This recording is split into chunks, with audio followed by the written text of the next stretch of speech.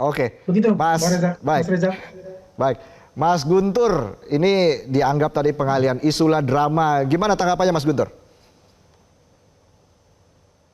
Kembali lagi ke tadi, kalau Bang Deddy itu menyatakan bahwa itu ada utusan yang meminta Pak Jokowi tidak dipecat dari PDI Perjuangan, saya mau bertanya, konsekuensi hukumnya itu apa? Gitu loh. Memang ada persoalan di situ, ada masalah hukum di situ. Kecuali ya, Bang Deddy mengatakan ada utusan Jokowi yang meminta Jokowi tidak dipecat. Ah, ini beda. Jadi makanya saya setuju dengan Bang Deddy. Pak Jokowi ini baper duluan gitu kan. Jadi belum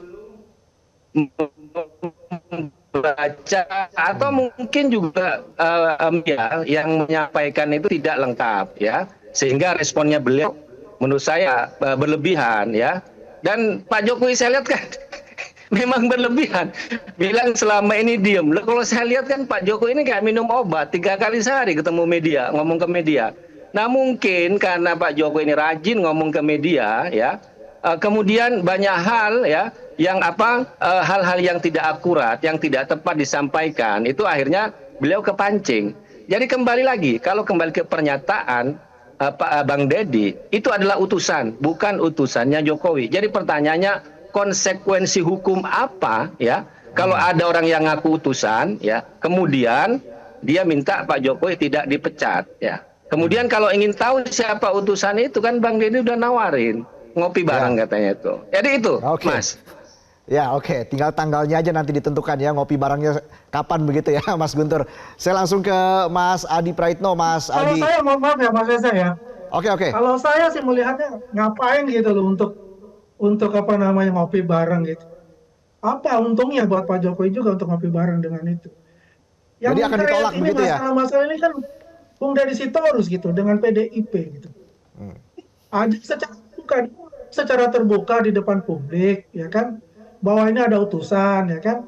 Saya bertanya nih dari namanya dokumen-dokumen ya yang ada di Rusia dan sebagainya, ini kan sudah hampir 2 bulan tuh dokumen itu. Apakah ada realisasinya? Nggak ada juga. Ini kan saya bisa katakan ini omong kosong dan pembohongan publik menurut saya seperti ini. Kan berani ya secara jantan ya, ya bukan chicken, ngomong aja di depan publik. Baik. Lagi press conference gitu loh. Ya. Putusannya adalah ini gitu loh, si A gitu loh. Kan jelas kalau itu adalah menteri yang masih ada dalam pada tahun 2019 itu zaman Pak Jokowi, menteri-menteri tersebut kan jelas namanya siapa kan gitu. Oke. Tahan dulu gitu kepada Pak Jokowi. Mas Andi, ya tahan dulu Mas Adi Prai. Apakah selama ini Anda melihat? Gitu, Mas baik, tahan dulu. Mas Adi, apakah selama ini Anda melihat Pak Jokowi hanya diam ketika menerima celaan atau fitnah? Mas Adi Prai, silakan. Ya, saya kira memang dalam politik kita untuk mencari objektivitas secara sahih itu memang agak sulit, Mas. Karena secara prinsip pastinya masing-masing pihak itu punya titik kebenaran masing-masing yang diklaim sebagai sebuah kebenaran absolut. Per hari ini tentu yang tahu persis siapa utusan yang dimaksud oleh Bang Deddy Sitorus hanyalah Bang Deddy Sitorus dan tentu adalah pihak-pihak yang kemudian terkonfirmasi sebagai pendukungnya Jokowi. Karena soal tuduhan-tuduhan semacam ini, saya kira bukan hanya soal utusan.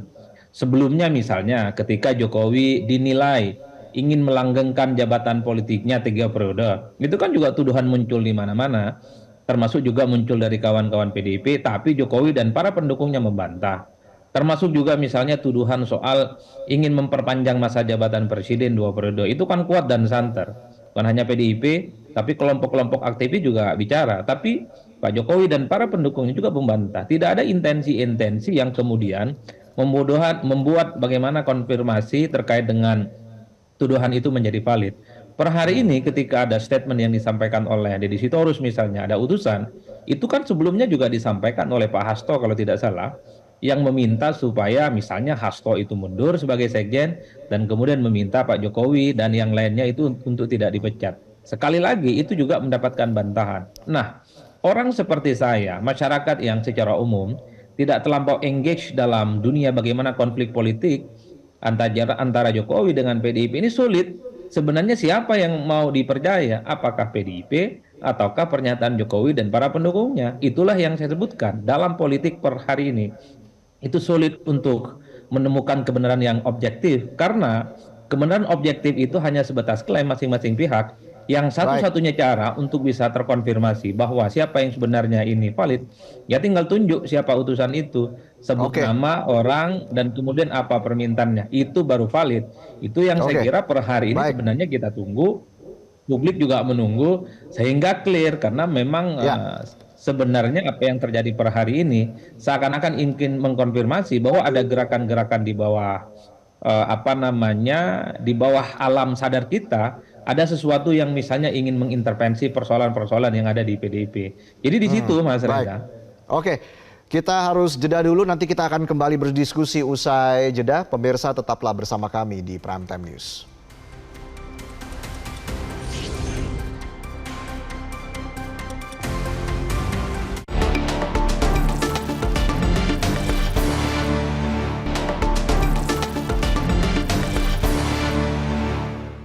Dipersembahkan oleh, didukung oleh. Ya harusnya disebutkan siapa, itu loh biar jelas. Nggak ada. Ya apa, anunya apa? Saya mungkin tahu kepentingannya apa saya mengutus untuk itu, kepentingannya apa, coba logikanya. jadi tidak ada. Saya itu udah diem loh ya. Difitnah saya diem, dicela saya diem, dijelekan saya diem, dimaki-maki saya diem. Saya ngalah terus loh, tapi ada batasnya.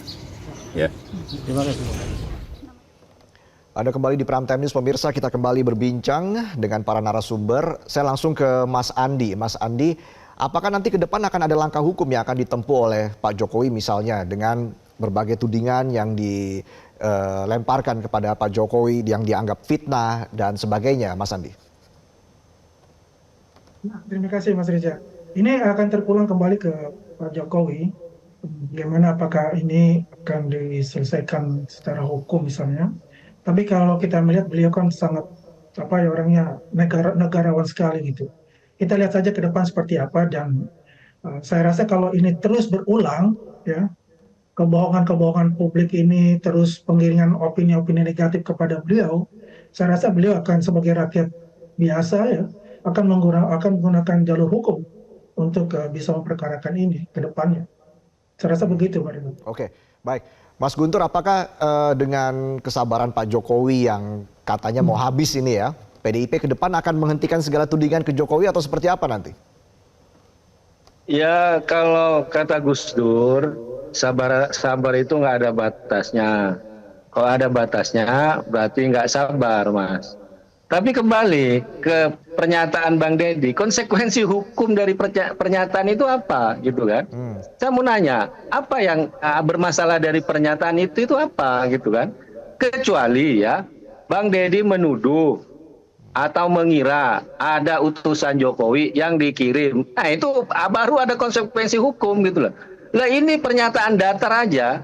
Dan sebenarnya persoalan ini sudah pernah dibahas ya di acara Bocor Alus, sebuah acara podcast ya. Silakan lagi tonton di situ. Makanya kita juga heran kenapa kok tiba-tiba sekarang Pak Jokowi itu bereaksi sangat keras ya, kita lihat kan. Ya, tapi karena kalau kita lihat kepada materi ya pernyataan itu ya, kalau bagi saya itu kan itu nggak ada persoalan ya kan. Dan kami selalu mengatakan bahwa kasus hukumnya Mas Hasto itu terkait dengan pemecatan Jokowi dilihat dari sekuensi waktu. Nah, ini pernyataan-pernyataan yang kami juga memiliki bukti-bukti, termasuk juga misalnya utusan yang waktu itu datang itu siapa, dari lembaga mana, itu juga ada, Mas. Ada gitu loh. Nah, kalau memang itu yang mau ditanya, ya kan memang persoalannya di situ, ya silakan. Bang Deddy kan udah siap untuk menyampaikan siapa. Tapi kembali kepada masalah yang Pak Jokowi tadi, ya kan? Kan kita juga melihat, ini kan Pak Jokowi kan inkonsisten. Ucapan-ucapannya banyak yang bertolak belakang dengan kenyataan. Bilang, ya kan, katanya setelah nggak jadi presiden, mau pulang ke Solo, mau ngomong cucu. Ternyata terus belusukan politik, ya kan. Terus katanya mau bikin partai super TBK, ya. Nah ini menurut kami ini kan, ini masa omongan-omongan kayak gini kan mau dipercaya. Misalnya kemarin ditanya soal korupsi di Patraniaga. bilang nggak tahu. Tapi dulu ada ucapannya Pak Jokowi tahu korupsi migas, Oke. tahu yang main ini tahu, yang itu tahu. Sekarang tiba-tiba bilang tidak tahu. Jadi menurut saya ya untuk teman-teman yang juga ada di Projo atau pendukung Jokowi, jangan menganggap Jokowi itu malaikat atau Tuhan yang tidak bisa dikritik gitu ya. Ya, itu berilah sedikit celah untuk mengkritik beliau. Kalau memang pernyataan-pernyataan nggak inkonsisten ya jangan dibela. Termasuk juga ucapannya Bang Deddy Sitorus yang menurut saya itu nggak ada persoalan, nggak ada konsekuensi hukum di situ. Baik. Ya nggak usah sampai marah-marah membela Pak Jokowi gitu loh. Begitu, Mas. Baik, Gitu. baik. Terakhir Mas Adi Pray. Mas Adi Pray, silakan tanggapan Anda Mas Adi Pray. Jika memang nanti kegeraman dari Pak Jokowi dan kesabarannya juga sudah habis ini, apakah memang langkah hukum Anda melihat sebuah langkah yang akan diambil oleh Pak Jokowi ke depan? Kan sebenarnya biang dari huru hara kekisruhan terkait dengan tuduhan-tuduhan yang dianggap mengarah kepada Pak Jokowi ini kan disampaikan oleh kawan-kawan PDIP, Bang Deddy Sitorus lah sebut saja begitu. Tapi kan sebenarnya kalau memang melihat videonya itu memang tidak secara eksplisit utusan itu dilakukan oleh siapa. Hanya menyebutkan utusan. Nah itulah yang kemudian menimbulkan bagaimana respon dari Pak Jokowi dan para pendukungnya seakan-akan omongan Deddy Sitorus itu dialamatkan kepada beliau. Yang ingin saya tekan begini Mas, ini kan tentu tidak terlepas dari konflik politik antara PDIP dan Pak Jokowi yang tidak berkesudahan. Jadi seakan-akan apapun yang terjadi dengan PDIP, dengan Pak Hasto, dan persoalan-persoalan yang lain, itu selalu dikaitkan dengan Pak Jokowi. Itulah yang saya sebutkan, ke depan memang akan terjadi tarung opini antar pendukungnya Pak Jokowi dengan para politisi-politisi PDIP yang memang sejak awal agresif menganggap bahwa Pak Jokowi itu cawe-cawe dan mengintervensi persoalan mereka. Apalagi menjelang Kongres yang katanya di bulan April, pastinya segala sesuatu juga akan dikait-kaitkan dengan Pak Jokowi. Yang ingin saya katakan sekali lagi, objektivitas dalam politik itu selalu relatif, tidak ada yang mutlak, yang benar itu versi pendukungnya masing-masing. Objektivitas Ya. itu paling mungkin Oke. bisa ditunjukkan kalau Bang Guntur, kemudian PDIP, dan kawan-kawan yang lain seperti Bang Deddy Sitorus ada foto, ada video, kemudian sampaikan kepada media dan kepada publik bahwa utusan itu siapa orangnya kan pasti terkonfirmasi. Apalagi utusan itu adalah orang yang cukup famous, familiar, dan masih menjadi bagian dari pejabat publik daerah Baik, Pak Jokowi jadi baik. pemimpin. Sayang Kalau sekali. itu yang terjadi, saya kira pastinya akan mantap, semantap-mantapnya. Ya, Kayaknya baik. Mas Sayang Adi sekali Pray waktu itu kita tahu sudah habis ini. Harus dibuka biar tidak ada keinginan negatif kepada opini publik negatif kepada Pak Jokowi. Harus terbuka. Oke, baik.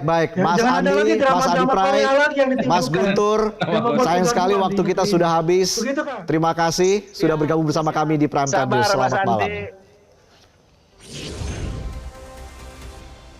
Kami akan kembali dengan informasi Gerakan Ekonomi dan Budaya Minangkabau atau Gebu Minang. Jelajahi cara baru mendapatkan informasi. Download Metro TV Extend sekarang.